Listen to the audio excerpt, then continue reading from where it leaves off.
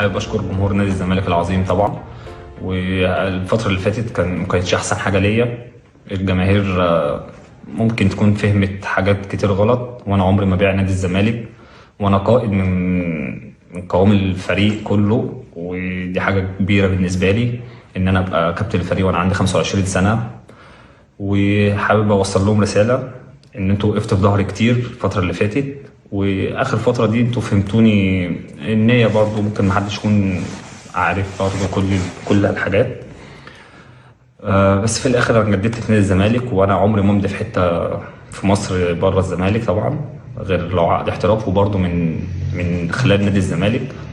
والاداره عارفه حاجه زي كده، واول ما طلبوني وقربنا وجهات النظر جددنا على طول.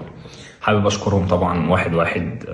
كلهم طبعا وقفوا في ظهري، وكلهم كانوا عارفين اللي في نيتي، وان انا مش عاوز اروح حته تانية او نادي تاني.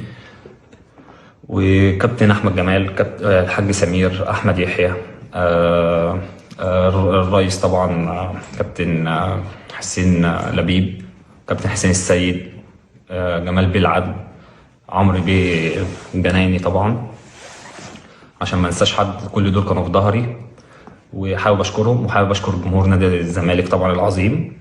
وانا هثبت لكم الفتره الجايه ان انا ملتزم، مفيش مشاكل، مفيش حاجه حصلت، وانا ابنكم وارجع لكم.